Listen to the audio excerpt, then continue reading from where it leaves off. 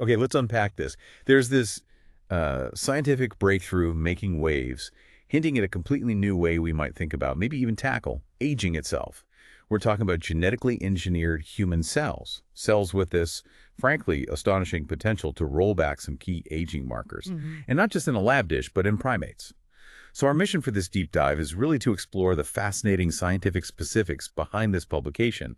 We're going to focus purely on how these cells work, the molecular nitty-gritty, and the biological changes they actually observed. It's all about the science today. Exactly. And the study we're digging into today focuses on something called senescence-resistant human mesenchymal progenitor cells. SRCs for short. What's really compelling here is the scientific rigor. They're investigating these SRCs in a very comprehensive primate model. And for aging research, using primates is a significant step towards understanding the actual biology involved. SRCs. So what exactly are they? Are they some kind of stem cell? And this genetically enhanced part, how does that work? It sounds pretty advanced. Yeah, it's a great question. And it really highlights the precision we have now with genetics. So fundamentally, SRCs are human mesenchymal progenitor cells, MPCs. You can think of MPCs as these versatile repair cells in your body. They can differentiate into various tissue types. But these SRCs, the ones in the study, they've been genetically fortified. Researchers performed incredibly precise, targeted edits. It's a knock-in mutation technique. They basically tweaked a really key protein called FOXO3. The idea was to enhance its natural anti-aging functions. Tweaked how, exactly? Specifically, they altered two phosphorylation sites on the FOXO3 protein SIR253 and SIR315, changing them to make the protein more active, more consistently on. Think of it like giving the cell's own defense system a subtle but powerful upgrade. Okay, so they boosted this FOXO3 protein. What happened then in the lab? Did the cells change? Right. Oh, absolutely. When they tested these engineered SRCs in vitro, they really showed what the paper calls youthful traits compared to the normal, unmodified MPCs. They had better self-renewal, for instance, longer telomeres, too, those protective caps on chromosome ends, Yeah. vital for cell lifespan. They also showed less activity of SA-GALA, that's senescence-associated beta-galactosidase. It's a classic marker for aging cells. Less aging markers. Right. And better stability in their DNA packaging, the heterochromatin, which often gets disorganized with age. And crucially, they clamped down on the SASP, the senescence-associated secretory phenotype. This means they produced fewer of those inflammatory signals, like IL-6 and IL-8, that drive chronic inflammation and aging. That SASP connection seems really important. It is. Plus, these SRCs kept dividing well, resisted stress like hydrogen peroxide or UV light, and, maybe most importantly for any therapy, they showed no signs of forming tumors in lab assays. That's always a huge safety check with cell therapies. Right, that no tumors point, that feels massive. Can you maybe expand a bit on why that specific finding is such a hurdle and how they might have achieved that safety? Absolutely. It's probably one of the biggest concerns with any cell therapy, especially genetically modified ones. The risk of uncontrolled growth, basically cancer. It's tripped up many potential therapies in the past. So the researchers here were incredibly thorough. They meticulously checked SRC behavior in the lab, and then critically, they watched the primates in the long-term study like hawks for any sign of tumors. The fact that 0 out of the 16 animals receiving cells developed tumors after repeated infusions over many weeks, well, that's a very strong safety signal.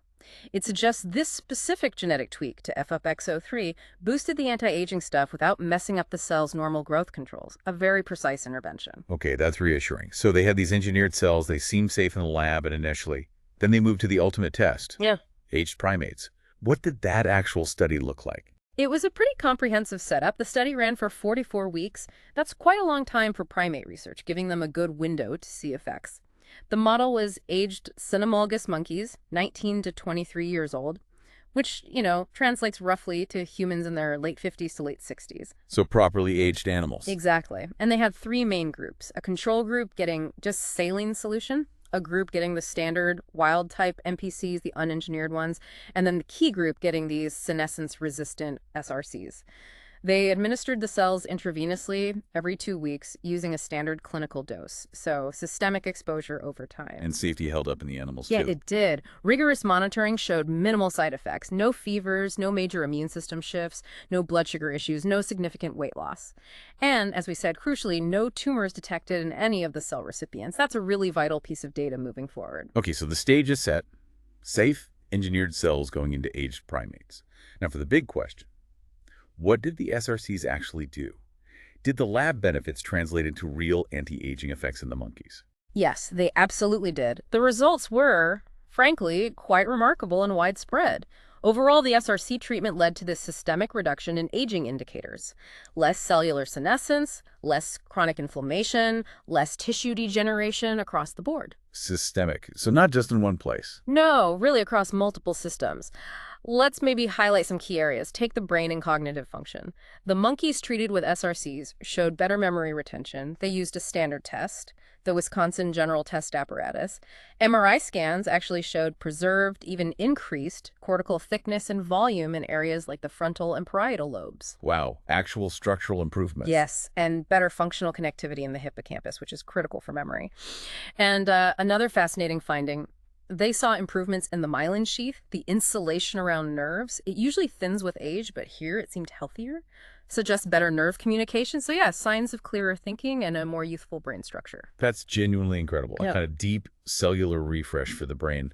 What about elsewhere in the body? Was it just the brain? Not at all. The effects were impressively broad.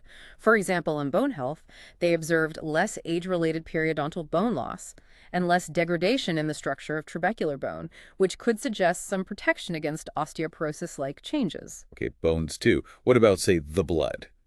That often reflects overall health. Good point. And yes, the blood showed profound changes, particularly in those peripheral blood mononuclear cells, the PBMCs. Here, the SRCs were significantly better than the regular MPCs at reversing age-related gene expression patterns.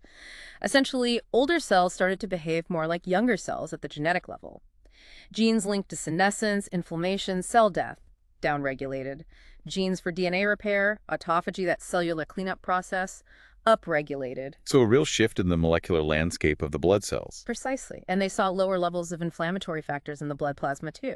Even in the cerebrospinal fluid, a marker linked to brain inflammation went down. It really sounds like a systemic effect. When you look across so many different tissues, does it give you a sense of almost turning back the clock? That's exactly what the data suggests. They did whole genome RNA sequencing looking at gene activity across 61 different tissues from 10 major body systems, and consistently, the SRCs showed superior anti-aging effects compared to the normal cells.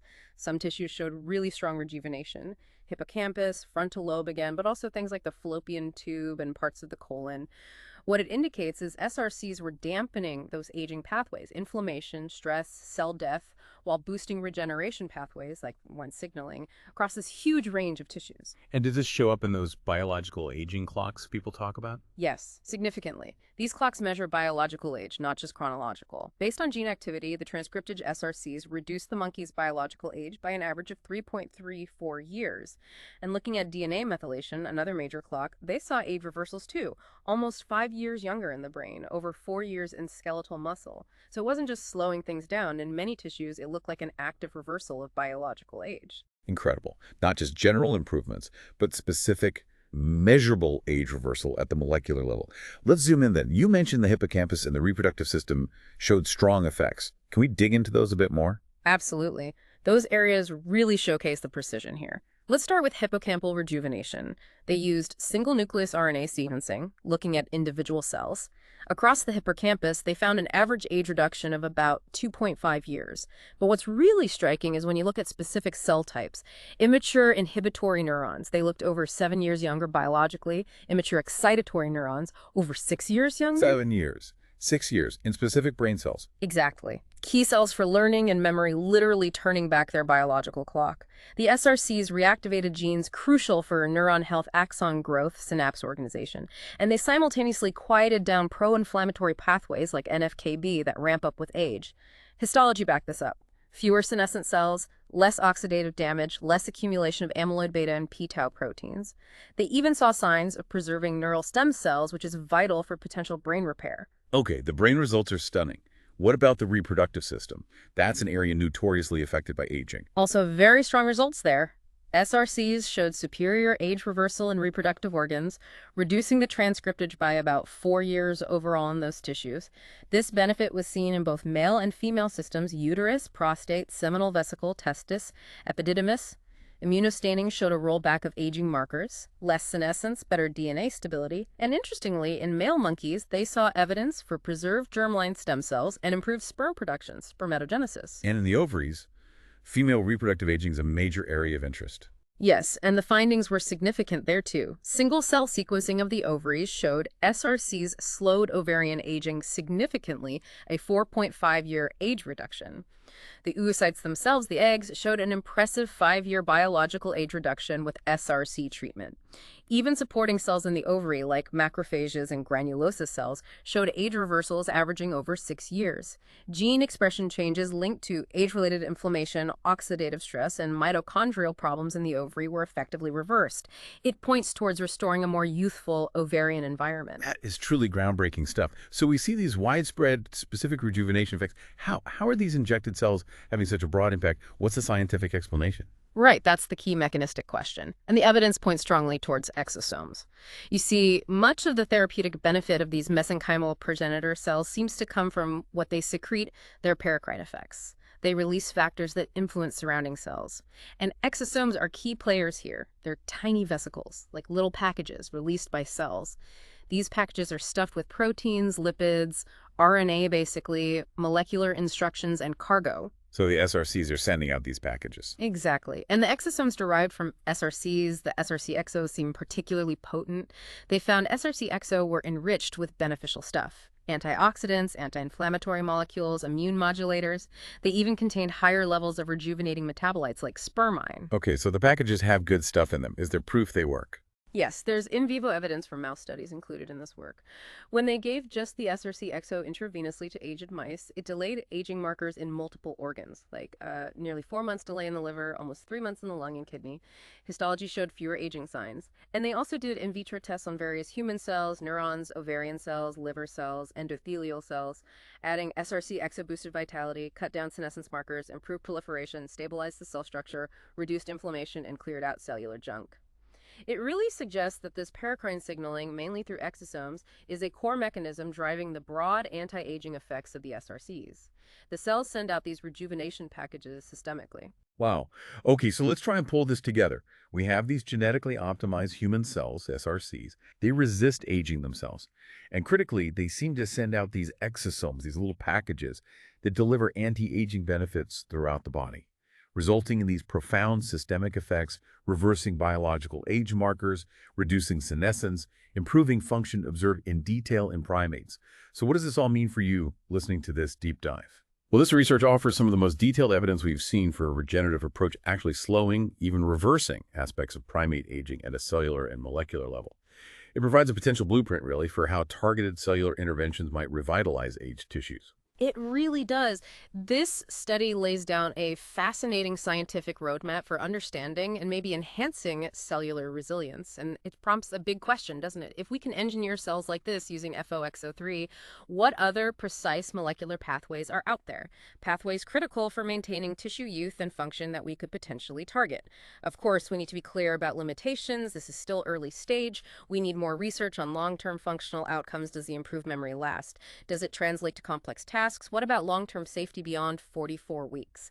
And while exosomes are clearly important, there might be other mechanisms at play too that need exploring. But fundamentally, this work pushes the scientific boundaries. It gives us a much clearer, biologically grounded view of how aging might be tackled at the cellular level, opening up new avenues for very precise therapeutic research.